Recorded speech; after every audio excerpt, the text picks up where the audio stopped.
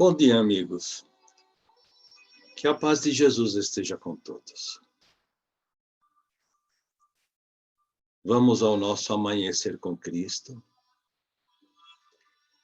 E que Ele esteja em nossos pensamentos, em nossos corações, durante essa jornada. Mestre querido, a Ti voltamos o nosso pensamento, te pedindo humildemente todo o apoio necessário para que o tempo desse dia possa ser bem aproveitado por nós. Espíritos muito imperfeitos, nos encontramos encarnados, porque nós temos que desenvolver as nossas aptidões trabalhando em duas frentes. A matéria, que consequentemente nos dará uma oportunidade muito grande de acelerar o nosso desenvolvimento espiritual. Que possamos dar atenção a todas as tarefas do dia, porque todas elas são tarefas santas. Todas elas são tarefas que nos aperfeiçoam, tendo nós que usar os braços, a nossa mente, o nosso coração. Muito obrigado, Senhor. Que a Tua paz esteja em nossos corações e que tenhamos ao nosso lado a companhia dos benfeitores espirituais.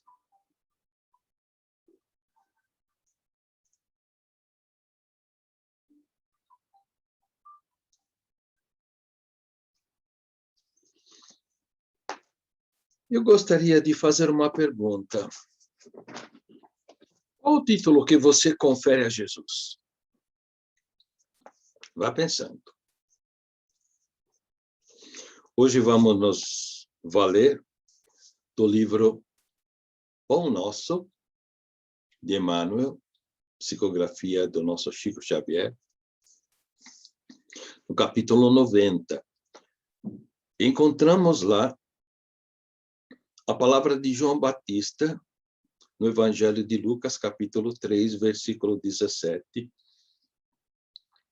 E João Batista nos diz o seguinte: Ele tem a pá nas suas mãos, limpará a sua eira e ajuntará o trigo no seu celeiro, mas queimará a palha com o fogo que nunca se apaga.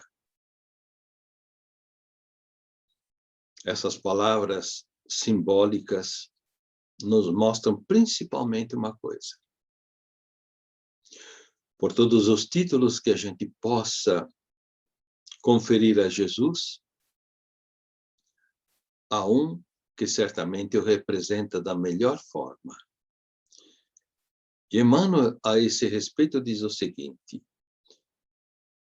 apóstolos e seguidores do Cristo, desde as organizações primitivas do movimento evangélico, designaram através de nomes diversos.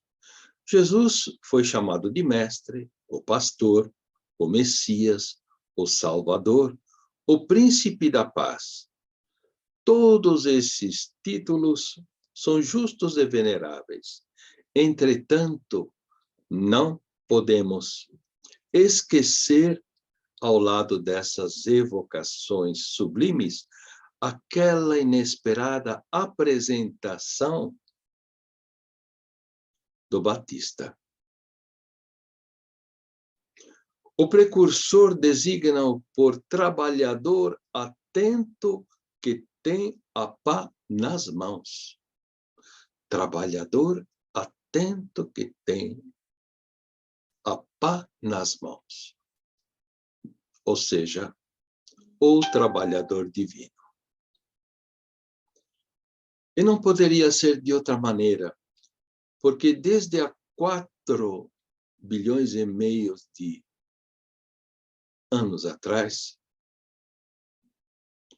4 bilhões e meio, né? É já um tempinho, né? Quando ele já era um espírito puro, já era um Cristo, ao desprender-se uma nebulosa da massa solar, Deus entregou essa nebulosa a esse espírito que nós chamamos de Jesus. E ele, durante esse tempo, junto com os seus arquitetos celestiais, foi trabalhando, elaborando, construindo esse planeta que hoje nos serve de morada. Planeta que congrega ao seu derredor também alguns bilhões de espíritos, alguns encarnados e outros desencarnados. Nós que no momento somos espíritos encarnados, enfrentamos as nossas jornadas em duas frentes. A espiritual, como todos, mas nos cabe também a jornada material. E essa jornada material tem como objetivo principal acelerar o nosso progresso, justamente pelas dificuldades que a matéria oferece. E então, cada tarefa, seja ela de ordem espiritual ou seja de ordem material, é muito importante para o nosso desenvolvimento. Por pequena que seja, a atenção, a precisão e a vontade de fazê-la, de realizá-la da melhor forma possível, são aspectos que desenvolvem a nós, espíritos encarnados, num processo de aceleração desse nosso adiantamento, em virtude das dificuldades que a matéria oferece. Então, vejam que Jesus se nos apresenta como o trabalhador divino para nos estimular a trabalharmos da melhor forma possível. Nos perguntamos, vamos ao trabalho, seja no escritório, seja em qualquer empresa, enfim, de que forma que nós vamos? É bem verdade que lá nós estamos para poder ganhar o salário que nos sustenta, que sustenta a nossa família, isso é muito importante. Mas é importante que a gente também separe a necessidade do salário da necessidade de realizar também aquela tarefa da melhor forma possível. Porque ela não serve apenas para ganhar o nosso dinheirinho, para pagar o aluguel, para comprar a comida. Ela também serve principalmente para o nosso desenvolvimento espiritual. Porque lá estamos em contato com pessoas diferentes. Um chefe que muitas vezes nós podemos achar que é muito chato, ou aquele companheiro que nos olha com olhos de inveja porque gostaria de estar no nosso lugar, ocupar o nosso posto de trabalho. E todas essas são oportunidades para que possamos burilar, aperfeiçoar o espírito, nos iluminar, enfim. Então, essa atenção é muito necessária. Tudo isso é trabalho, né? Ele ainda diz, Emmanuel, ele limpará o chão duro e inculto que recolherá o trigo na ocasião adequada e que purificará os detritos com a chama da justiça e do amor que nunca se apaga. Que imagem nos suscita isso? De que Jesus vai, com a chama da justiça e do amor, queimar a palha que não serve, né? Que ideia nós fazemos disso? A ideia de um tribunal? Será que é isso? Quando nós desencarnarmos, Será que nós vamos nos encontrar frente a um tribunal onde haja um juiz, vários espíritos de escola, talvez, ali postados como magistrados ou coisas desse tipo, né? Formando, enfim, um corpo que venha julgar as nossas ações? Não, não é bem assim. Porque as próprias leis divinas estão em nossa consciência.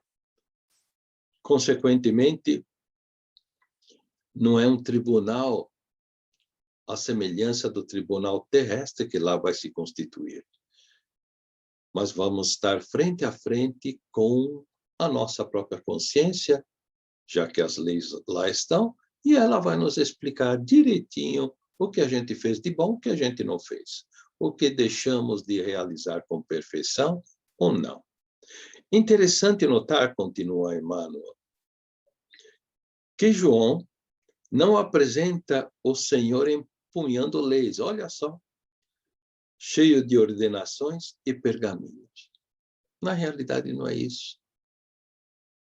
Jesus não precisa estar lá na posição de um juiz. Jesus, em todos os momentos, está na posição de o trabalhador por excelência. Nem se refere a ele, continua Emmanuel, de acordo com as velhas tradições judaicas que aguardavam o divino mensageiro num carro de glórias magnificentes. Muito pelo contrário. O nosso mestre encarnou, melhor dizendo, aqui na Terra, na mais simples manjedoura, de uma forma mais humilde possível, entre animais, porque nem mesmo num berçário ele esteve. O seu berço era a manjedoura, onde se colocava o feno para que os animais se alimentassem. Olhem só. Refere-se ao trabalhador abnegado e otimista. A pá rústica não descansa ao seu lado, mas permanece vigilante. Em suas mãos e em seu espírito reina a esperança de limpar a terra que lhe foi confiada às salvadoras diretrizes. E nós? Qual é o pedaço de chão que nos foi reservado? Onde está a nossa lavoura? Qual é a área da nossa lavoura? É exatamente isso que todos os dias nós precisamos nos perguntar, que todos os dias ao nos levantar do leito, voltando do mundo espiritual, retomando consequentemente o nosso corpo físico, perguntarmos-nos como vou organizar meu dia?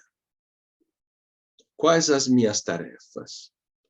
O que eu devo fazer? E realizá-las disciplinadamente.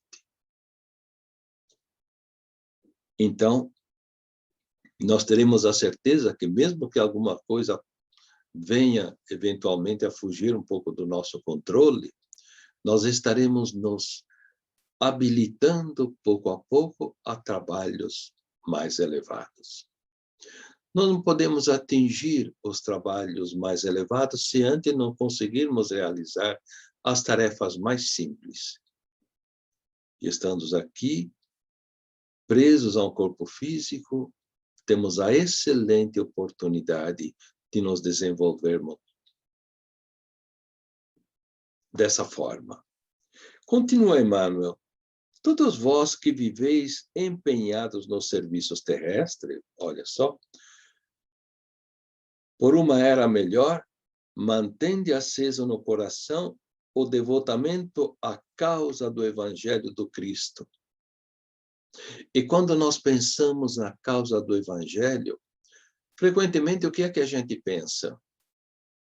Fazer orações, ir ao templo, ou então ir ao centro espírita, fazer prosélitos na tentativa de convencer outros a seguir nossa religião, mas dedicar-se ao Evangelho não é bem isso. Ou melhor, é também isso, mas não é o principal. Porque o principal é o aperfeiçoamento íntimo. E o trabalho material nos ajuda muito nisso. Porque ele nos confere uma disciplina de que o espírito precisa. Por simples que seja a tarefa, por exemplo, se nós vamos fazer Bom, eu vou falar daquilo que eu sei fazer, tá? Se nós vamos fazer uma macarronada, né? Precisamos conhecer os seus ingredientes, precisamos conhecer o tempo de cottura da massa, precisamos saber, antes de mais nada, que tipo de molho vamos fazer,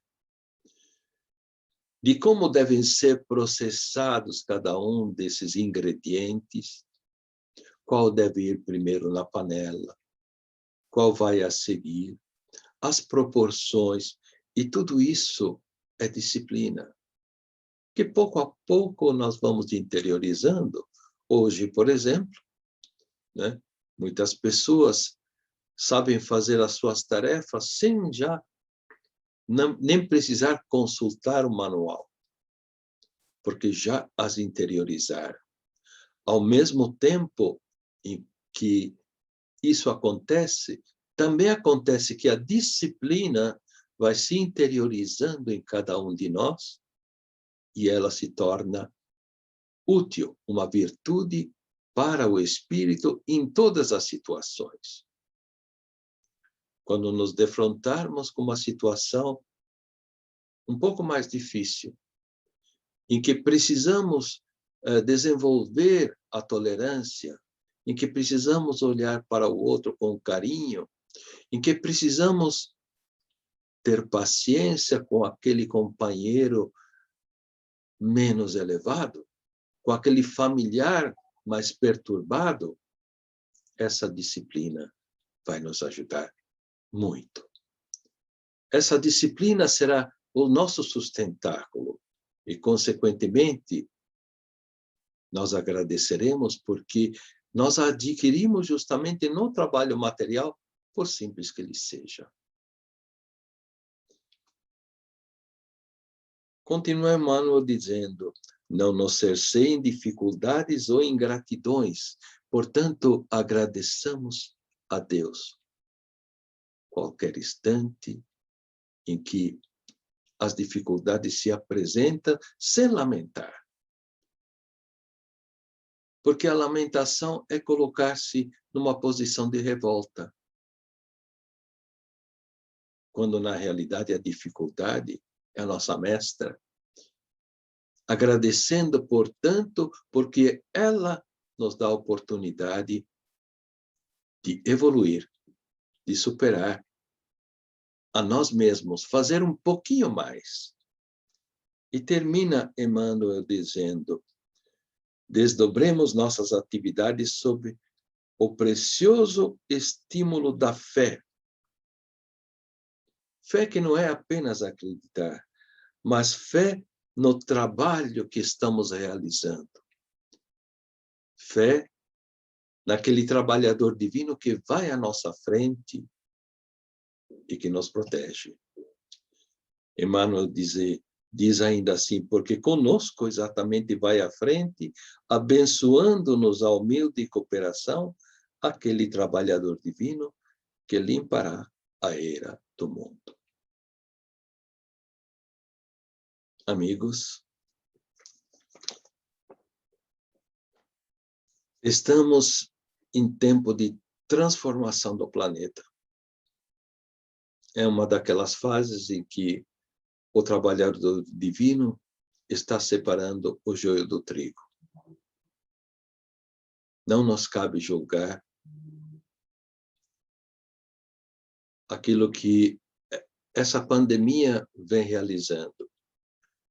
Alguns desencarnam, outros ficam, mas certamente a cada um que desencarna ou que fica entre os encarnados, a oportunidade grande de avaliar e se perceber igual a todos os seus semelhantes, é uma oportunidade extraordinária.